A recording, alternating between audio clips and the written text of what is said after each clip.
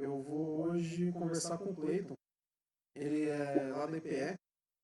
Eu vou primeiro agradecer ao Cleiton por ter dado o tempo dele também para a gente, para poder participar do treinamento. Cleiton, a turma que vai assistir isso aqui tem de todos os níveis de conhecimento em todas as áreas, então tem gente, são 75, 76 inscritos, e a gente vai deixar o material depois na internet disponível. Então isso aqui que a gente vai falar, eu estou gravando agora, a gente vai colocar no curso, mas depois a gente vai tornar público, porque a gente chegou à conclusão que tem muito pouca informação nesses assuntos disponível em português, principalmente. A gente vai deixar lá e colocar. Então, sim, pode começar, a gente vai seguindo, e qualquer coisa eu te pergunto, eu vou conversando aqui com você, e pode iniciar aí o que você tem para mostrar para a gente.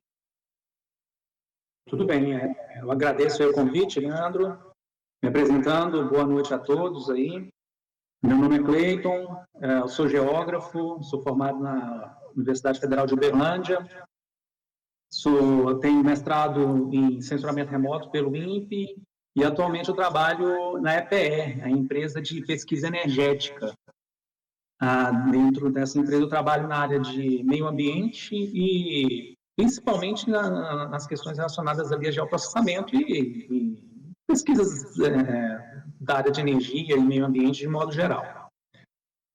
Leandro, esse curso, né, de geoprocessamento, primeiro eu quero parabenizar a iniciativa, acho interessante, é importante a gente realmente desenvolver esse assunto. E o assunto que eu vou tentar abordar aqui não é uma aula, não é apenas um bate-papo, de maneira que as pessoas que estão aqui assistindo, é uma introdução ao tema da questão da modelagem de dados. Impossível esgotar esse tema em pouco tempo, não teria nem essa pretensão, mais ou menos para apresentar efetivamente esse assunto. A modelagem de dados no campo da cartografia, ela ocorre desde que se começou o processo de cartografia em si. Lá no homem primitivo ali, no dia em que ele efetivamente precisou ali descrever ali um trajeto que ele já fez, para onde ele foi, para onde ele voltou, se ele fez um risco no chão, na pedra, ele estava de alguma maneira já tentando fazer um pequeno modelo, uma pequena abstração do mundo real, para descrever aquele processo. Então, assim, a cartografia, ela nasce de um processo de simplificação do mundo real. Se ele desenha um pico ali e aquilo é uma referência, já é uma abstração. No modelo, com a evolução do sistema da computação, o processo de cartografia no computador, ele basicamente foi feito como... O computador ele virou uma base, a princípio, né? Começou como uma base para facilitar o desenvolvimento gráfico dos mapas que antigamente eram feitos, que também era um processo abstrato.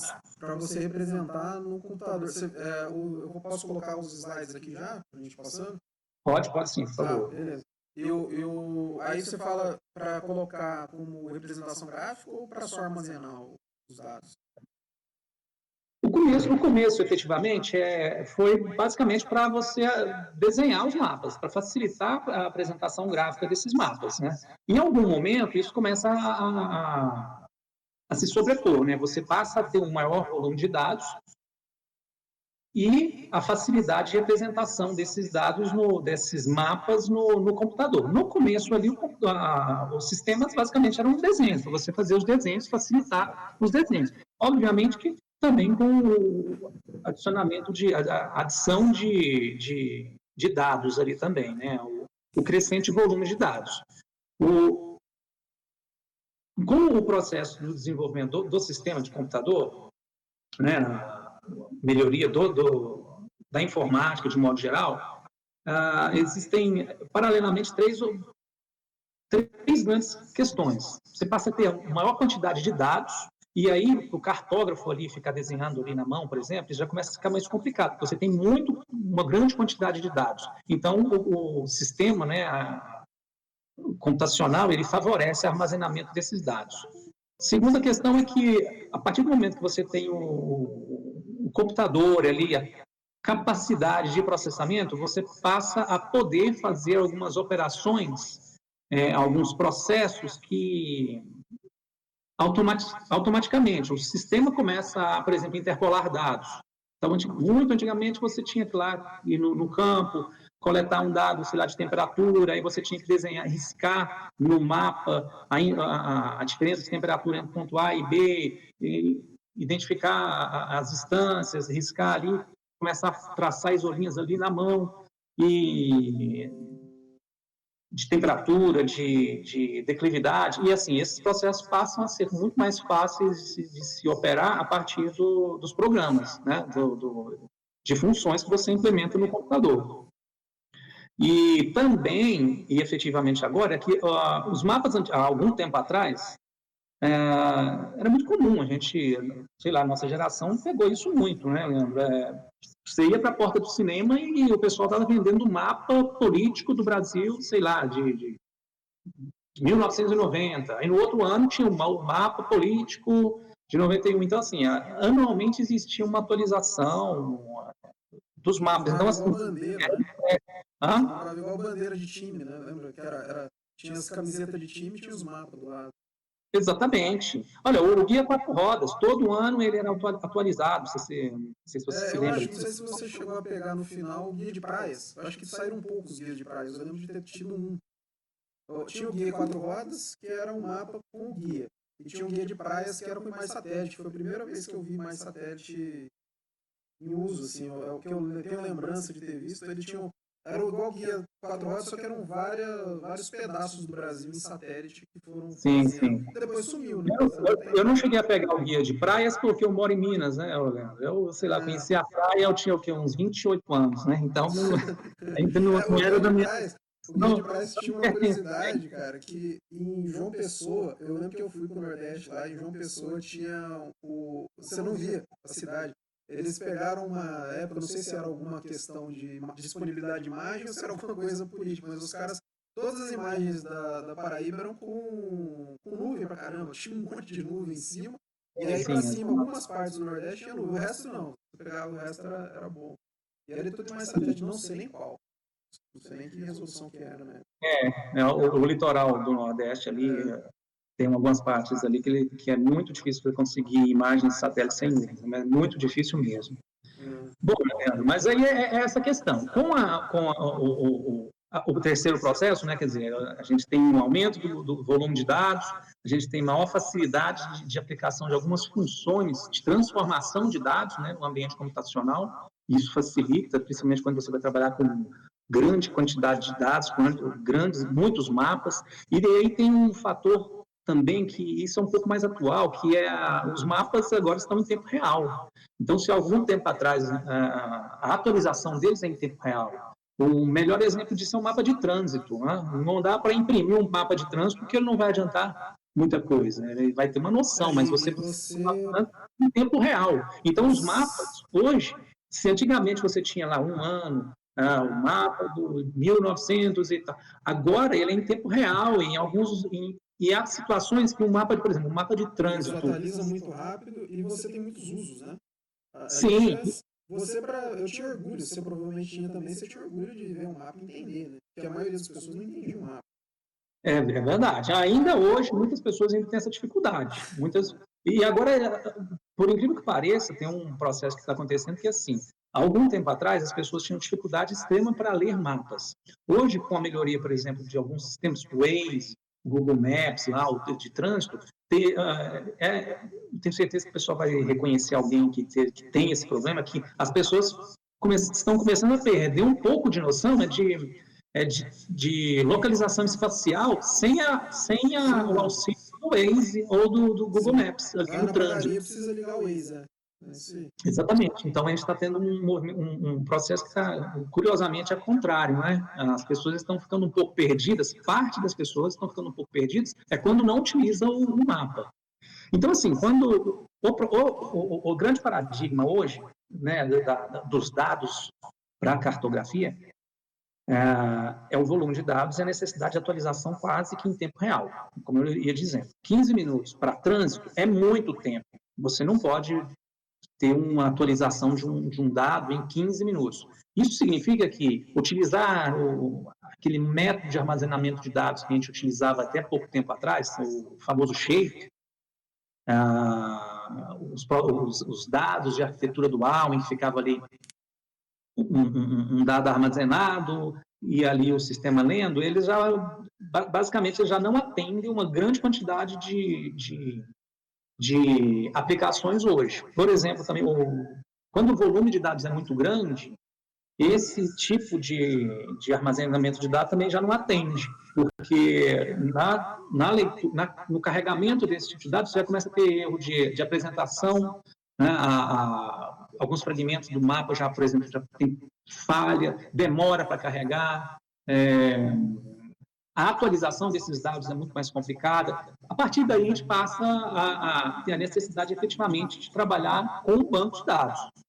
E aí, existe uma série de vantagens de se trabalhar com o banco de dados e não se trabalhar com o Shape. Eu tenho certeza que quase todo mundo aqui trabalhou com o Shape em algum momento, ou trabalha, e a questão é que o Shape já não atende muitas coisas, só que ele ainda tem uma grande vantagem. A grande vantagem do Shape é que ele é fácil de utilizar, praticamente todo mundo, é só arrastar e lançar, ele tem a maior parte dos dados do sistema. Até um certo nível ele é meio portátil, né? A gente, aqui no treinamento, essa semana aqui, a gente passou de exportação do dado CSV, que seria algo parecido com os primeiros digitalizações de informação espacial, né? Você tem ali um arquivo de texto com um monte de tabela dos pontos. A gente pegou do CSV, jogou para o Shape, jogou pelo QGIS, passou para o banco de dados espacial, e aí do banco de dados espacial acessa via serviço com WMS no GeoServer. Para tentar dar esse circuito fechado de... Assim, lógico que foi feito em uma semana, acho que de vídeos teve 6 ou 7 horas o total de tudo, então não dá para você cobrir as teorias e tudo mais. Eu fiz um negócio muito mais prático, que é abrir os programas e mostrar assim que eu faço isso, assim que eu faço aquilo, e sem fazer todas as considerações que eu teria que fazer para poder entender completamente cada informação, porque é um negócio muito mais complexo do que o que eu mostrei, mas do jeito que eu mostrei funciona, e aí agora as pessoas conseguem ver, então quando eu acesso lá o Google Maps ou o Waze, eu estou vendo um serviço gerado a partir de um banco de dados, que alguém colheu um dado, talvez em GPS lá no CSV mesmo, jogou para algum lugar, depois foi convertendo, tal, mas hoje todo mundo acessa no mundo inteiro em tempo real. Aí, não sei se isso que você está falando já está nos slides ou não, eu tô... Vamos lá. Porque a gente tinha conversado as coisas, a gente tinha conversado algumas coisas, eu fiquei na dúvida agora se isso vai cobrir na apresentação ou não. Mas é um bate-papo, né? A gente está na evolução desse processo. Então, retomando aqui, assim, que o Shape, a grande vantagem de utilização de Shape, do CSV, do Shape, né, é que todo mundo consegue utilizar ele de alguma maneira. A única, talvez, grande desvantagem do banco de dados hoje ainda, é a dificuldade que a gente tem uma grande parcela das pessoas tem dificuldade de utilizar o banco em si, entender como é que aquilo lá está lá dentro e entender a estrutura de banco de dados. O que eu quero apresentar aqui, mais uma vez eu vou dizer que longe de esgotar o tema, tem vários vídeos muito mais detalhados aí no YouTube, tem vários cursos relacionados ao tema, mas aqui é só para a gente ter um caminho. É o processo de modelagem de dados em si, da migração dos processos do mundo real para o ambiente computacional. E aí, no processo da entrada do ambiente computacional, aí é efetivamente aquilo que você está trabalhando, bem mesmo daquilo que você tem apresentado aí para o pessoal. Vamos ver aqui esse processo de modelagem de dados. A modelagem em si, ela não é... Ela já vem sendo feita, como eu disse, há muito tempo. O modelo, de modo geral, qualquer tipo de modelo, né? Essa definição que é do Teixeira e do Cristoforetti, que é uma representação simplificada da realidade. Basicamente, para o seu fim, para aquilo que você está querendo, você vai ter que simplificar muito os processos que acontecem na vida real. Então, esse modelo é a representação simplificada de uma entidade física, né, aqui nessa definição, de uma estrutura, de um processo, de um fenômeno visando essa análise do seu comportamento em situações específicas, a descrição do seu comportamento, né, e com objetivo específico. Isso é importante, né? Por mais que nós tentemos modelar os dados para inserir no sistema, não dá para fazer a tal da Matrix. Sempre nós vamos ter que focar em algum processo que seja adequado para a nossa finalidade. E esse não, eu achei que você ia colocar aí o que eu ia te falar, mas em meteorologia a gente usa muito modelo atmosférico. Uma coisa que é muito comum do pessoal falar em aulas e tudo, acho que depois eu vi em alguma coisa de modelagem numérica, de matemática mesmo, o pessoal falando a mesma coisa. Que o modelo, além dele ser simplificado, ele é tão bom quanto a informação que você insere nele, né? Então, Perfeitamente. se você tiver uma fonte de informação boa para você criar um modelo, você consegue fazer um nível de modelagem, que é o que a gente está fazendo hoje. O pessoal que fazia os primeiros mapas lá, o cara tinha uma informação de navegação, de canoa, que o cara entrou, e aí a qualidade do modelo dele também era proporcional à qualidade da informação que ele tinha. Perfeitamente. E isso é interessante porque, assim, normalmente, né, se você tem dados bons, se você tem ótimos dados de entrada para um modelo, não necessariamente o dado de saída é bom. Uhum. Mas dificilmente o seu dado de saída será bom se você tiver dados de entrada de qualidade. Aí, assim, mesmo que o modelo seja muito bom, dificilmente você vai conseguir fazer esse processo. Você vai ter um bom resultado. O Odum aqui, por exemplo, o Teixeira e o Cristofoletti são mais da área da geografia. O Odum e Odum aqui, porque é ele e a mulher dele, né, que são ecólogos, né, eram ecólogos, não sei se eles estão vivos ainda.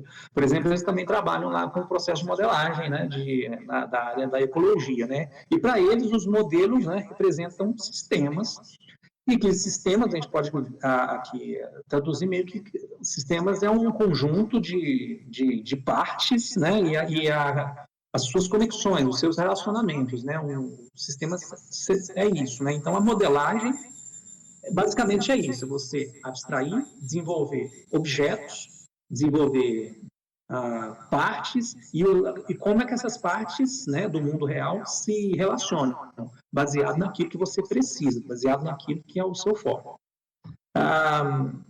Ou seja, é uma representação totalmente simplificada, aplicada a um determinado fim, processo absurdo de abstração da realidade, que, enfim, em outras linguagens, né, que no nosso ambiente vive nesse paradigma. A gente tem que sair do mundo real, na cartografia tem que descrever o processo, e agora com a cartografia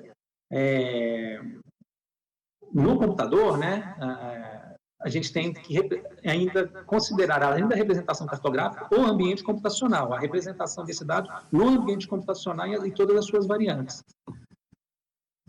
Para ajudar a gente aqui nesse processo de modelagem, a gente utiliza o paradigma dos 4 universos. Isso não é exclusivo aqui do modelagem de dados geográfico. A informática já utiliza isso muito nesses modelos de banco, qualquer tipo de modelo, a maior parte deles utiliza o paradigma dos 4 universos ou alguma variação dele, alguma extensão dessa questão. Basicamente, ele estabelece que para a gente conseguir implementar os dados, sair do universo da vida real e implementar o dado no ambiente computacional, a gente tem que ter alguns níveis de abstração, e a gente vai evoluindo nesses níveis de abstração. Então, a gente tem aqui, por exemplo, aqui o universo, uma representação do universo aqui, essa vilazinha aqui com essa rodovia, uma linhazinha de transmissão.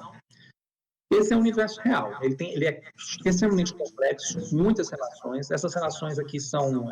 quanto mais você se aproxima disso aqui, mais você consegue estabelecer uma relação entre uma coisa e a outra. Só que para a sua aplicação, você não tem como fazer a modelagem de todos os processos, porque, né, chega a ser desnecessário. Você vai estar investindo tempo desnecessariamente. Você tem que ver para quê, qual que é a aplicação. Do uso, né? Vai depender do uso. Se você quiser, nesse caso aí da imagem que você usou, né? Se você quiser reformar a casa aí, você vai ter que fazer um detalhamento muito bom da casa e não te importa muito essa estrada. Se você quiser, quiser saber sobre a árvore, você tem que detalhar bem a árvore. Se você quiser chegar até aí, você só precisa saber da estrada. Exatamente. E agora, se você descrever tudo para poder saber que cor que você vai pintar a parede, não vai fazer sentido. Né? Não vai. Para a modelagem de arquitetura e a modelagem de mapa, né? Sim, por exemplo, vamos dar um exemplo simples aqui. Se eu fizer aqui um modelo Não vou falar nem mapa, porque nós não estamos falando exatamente de mapa, mas de sistemas, Uma né? modelagem da realidade, né? Isso.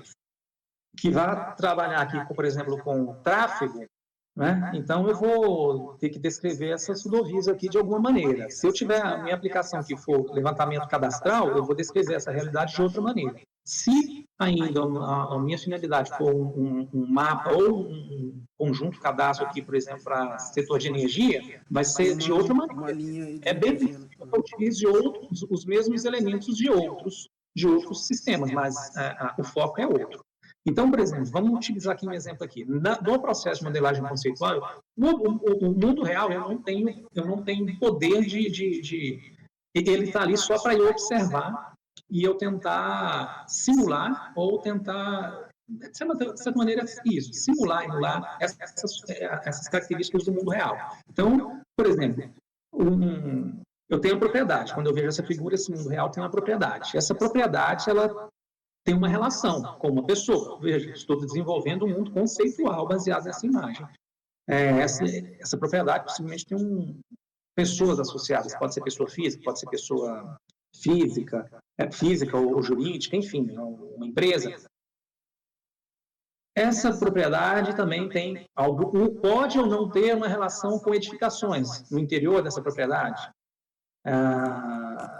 Ela tem rodovias, por exemplo, existe aqui uma relação de proximidade com rodovias, tem vegetação, a rodovia passa em áreas de vegetação, essa vegetação está em propriedades. Bem, mas aqui eu preciso verificar o que eu quero aplicar nesse modelo. Qual que é o fim do modelo? Mas nisso aqui, basicamente, que é só um exercício bem simples, no universo que nós estamos falando aqui, que quando a gente sai do universo real para o universo de implementação, nós estamos saindo do mundo real para o computador. E à medida que a gente vai se afastando desse universo real, nós vamos começando a abstrair e nos aproximar desse universo computacional. E a gente vai observar aqui ao longo que a gente vai migrando aqui, que a gente vai começando a se preocupar mais com implementação do que com o mundo real. Mas como esse universo conceitual de representação está muito próximo do universo real, a gente vai trabalhar mais com as classes e com as relações que existem entre essas classes. Essa questão de classe é meio que utilizada nas modelagens orientadas a objeto, que aí eu pego o mundo real e começo a dividir o mundo real em classes. Por exemplo, a gente divide pessoas, a gente divide o mundo real em casas, pessoas, indústrias, então a gente divide em classes de objetos, e a gente vai subdividindo, estabelecendo as relações que existem entre eles. Esse é o universo conceitual. Cleiton, uma coisa aqui, eu olhei aqui, deu 22 minutos. Eu vou sugerir uma coisa que a gente não tinha combinado, mas que eu acho que talvez fique mais dinâmico. Eu vou encerrar essa apresentação aqui, esse vídeo, parar nos 23 minutos. Vou começar um outro, você só fala da modelagem de dados e eu vou subir 2 vídeos separados. Tá, a gente segue direto. A gente faz a introdução, você pode continuar do jeito que está. Inclusive, isso que a gente está conversando aqui, eu vou deixar no vídeo. Eu vou só fechar aqui, eu vou parar, começar a gravar o próximo, o pessoal vai ver eu parar de gravar, começar a gravar e fazer de novo, aí depois a cada mais ou menos 20 minutos a gente faz a mesma coisa. Como aqui eu sei que está num assunto legal, aí a gente vai fazer quase um comercial aqui, mas vão ser vídeos diferentes, beleza? Eu vou só parar e começar uma outra aqui.